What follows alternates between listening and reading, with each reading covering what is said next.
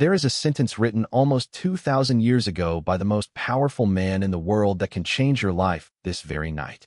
Marcus Aurelius, emperor of Rome, surrounded by wars, plagues, and betrayals, wrote in his private journal, "What impedes action advances action, and what stands in the way becomes the way." Think about it. The man who had every reason to complain discovered that every problem hides an opportunity, that every wall is a door in disguise, that every blow can become fuel. You have an obstacle in your life right now. We all do. That problem that keeps you awake, that situation that seems to block everything, that setback you did not expect. And you have two options. See it as the end of your path, or see it as the path itself. In this video, you will discover 7 Stoic keys to do exactly that. Turn your problems into power. You will learn the discipline of perception, action, and will, the image of the fire that grows with everything thrown into it, and the supreme art of loving difficulty. These are not pretty theories. They are practical tools tested for 2,000 years by slaves, emperors, and common men. So breathe deep, leave the noise of the day outside, and prepare your mind, because the first key begins right now. The first key is to understand the sentence Marcus Aurelius wrote almost 2,000 years ago, still one of the most powerful ideas ever conceived. What impedes action advances action, and what stands in the way becomes the way. Read it again, slowly. The most powerful emperor in the world, surrounded by wars, plagues, and betrayals, did not ask for a life without obstacles. He had discovered something better, that every obstacle, seen correctly, contains within it the very route you were looking for. Think about your own life. The problem that keeps you awake tonight is not a wall closing off your path. It is the path itself asking you to grow so you can walk it. If the door is closed, the obstacle teaches you patience or teaches you to build your own door. If someone rejects you, the obstacle teaches you to improve or to look for a place where you are valued. If you lose something, the obstacle teaches you that you can live with less and be stronger. There is no situation so bad that it cannot become raw material for your growth. The Stoics did not deny the pain of problems, they transformed it. The difference between the man who sinks and the man who advances is not in the obstacles he receives, but in what he decides to do with them. One sees a wall and sits down to lament. Another sees the same wall, breathes, studies its cracks, and begins to climb. The wall is identical, the gaze changes everything. Today, take the problem that weighs on you most and ask yourself this question: what is this obstacle asking me to learn? Write it down, answer it honestly, and you will have taken the first step of the way. The second key is the most beautiful image Marcus Aurelius left us about adversity, the image of fire. A small fire goes out when you throw things on it. But a great fire does something extraordinary. Everything you throw at it, it turns into flame. The more you feed it, the higher it burns. The Stoics wanted your spirit to be that great fire. The difference is not in what falls upon you, but in the intensity of what burns within you. Think of 2 people who lose their jobs on the same day. For one, it is the end. He goes out. He gives up. He consumes himself in complaint. For the other, it is fuel. He learns a new skill, starts the business he always postponed, discovers what he is capable of. The same blow, 2 opposite destinies. The question is not what will happen to you in life, because hard things will happen to you and to everyone. The question is how big your fire is when they arrive. And here is the good news: fire can be trained. Every small difficulty you overcome without complaining is wood that grows your flame. Every voluntary discomfort, the cold, the effort, the discipline of rising early, is practice for the great blows. Seneca said that fire tests gold and adversity tests strong men. A metal that never passed through the forge is useless for making a sword. Do not ask life to stop throwing wood at you. Ask yourself to burn with more strength. Today, when a small annoyance arrives, a delay, a criticism, a setback, do not push it away with irritation. Receive it in silence and say within, "More wood for my fire." And watch how everything changes. The third key is the first of the 3 disciplines for turning the obstacle into the way: perception. Before you can use a problem, you have to see it clearly, and almost nobody does. When the blow arrives, most people do not see the fact, they see their fear. They do not see the situation, they see the catastrophe their mind imagines. And you cannot fight an imaginary monster. Epictetus summed it up in a sentence that should be carved on your wall: it is not things that disturb us, but our opinion about things. The fact is neutral. You lost the client. That is the fact. Everything else, This is a disaster. I will never recover. I am a failure. Those are your additions, layers of judgment your mind paints over reality. The Stoic trains the art of removing those layers. Look at the naked fact, cold, objective, as a notary without emotions would describe it. This has happened. These are the real consequences. These are my options. When you clean your perception, problems shrink to their true size, which is almost always much smaller than the size of your anguish. The monster of the night, seen in full daylight, usually turns out to be a piece of furniture under a sheet. And something more. In that clean gaze, the opportunities that panic was hiding begin to appear. Marcus Aurelius reminded himself that life is not what happens to you, but what you do with what you perceive is happening. Choose to see the obstacle without drama, and you will have taken away half of its power. Today, take your biggest worry and describe it in 2 sentences as a notary would. Only facts, no adjectives, and no imagined future. Read it aloud and see how much it truly weighs. The 4th key is the second discipline, action. Seeing the obstacle clearly is useless if you just stand there looking at it. The Stoics were men of action, not of sterile contemplation. Marcus Aurelius governed an empire at war. Seneca managed fortunes and wrote without rest. Epictetus, who was a slave, built from nothing one of the most influential schools in history. None of them waited to feel ready. They acted with what they had, from where they stood.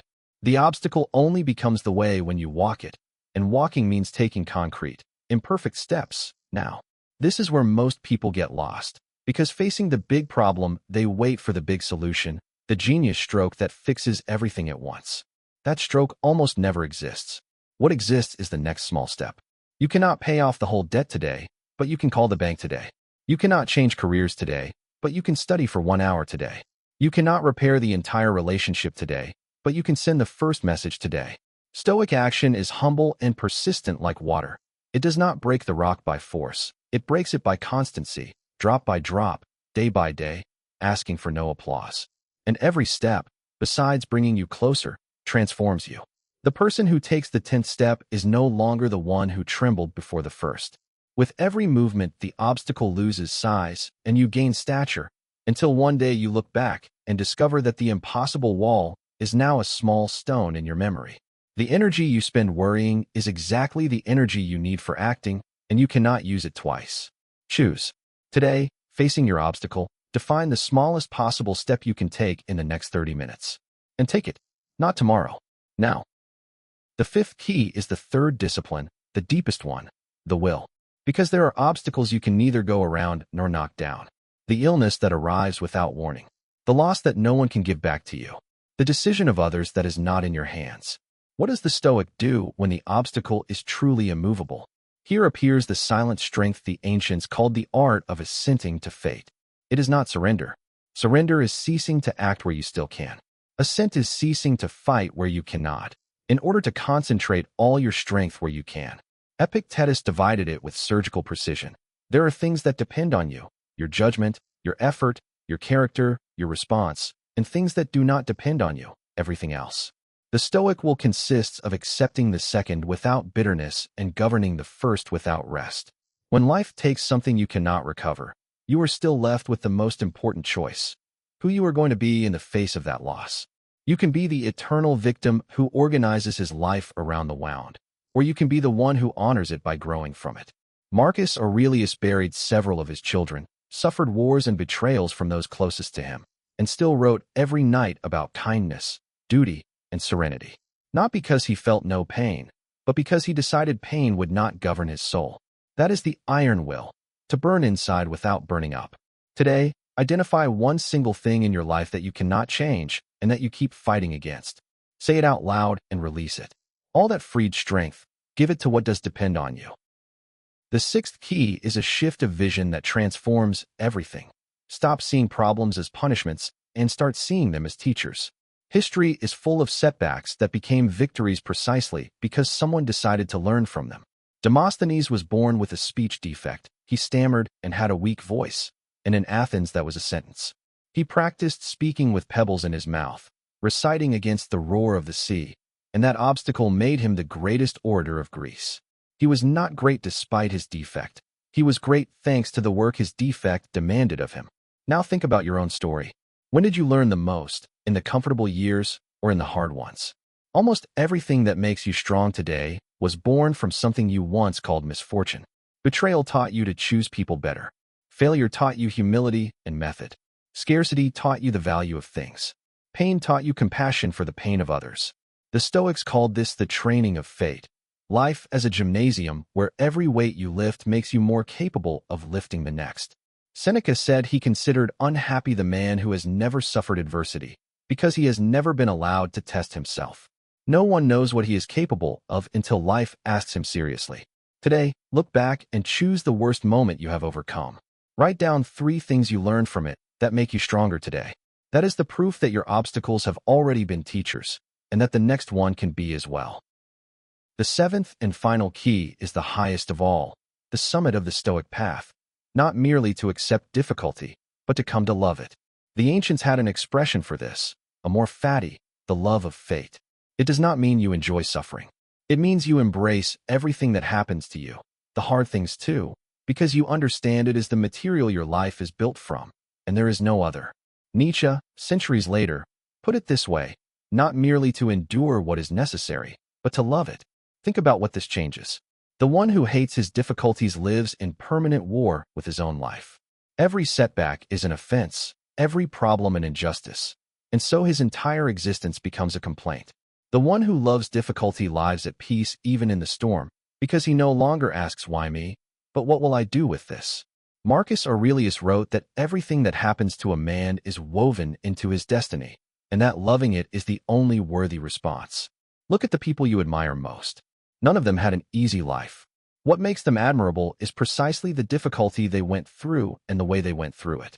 Without dragons, there are no heroes. Without slopes, there are no summits. Without resistance, the eagle cannot fly, because it is the air that opposes it that holds it up. Your life works the same way. What opposes you is also what lifts you, if you learn to use it. Today, when the next difficulty appears, try receiving it with these words. Good, this too is my way. Say them even if you do not feel them yet. One day you will discover they are no longer a technique, but your way of being in the world. These 7 keys are not here to deny you the pain of your problems, but to give you back the power over them. You now know that what stands in the way becomes the way, that a great fire turns everything thrown at it into flame, that clean perception shrinks the monsters, that small constant action breaks the rock, that the will accepts the inevitable in order to govern the possible, that every problem is a teacher, and that the summit is loving difficulty as part of your destiny. Tomorrow, when you wake and the first obstacle of the day appears, remember, it is not a wall, it is the way. Receive it, use it, grow with it. If this video has given you strength, hit the like button and subscribe for more Stoic wisdom every night. Good night, and live well.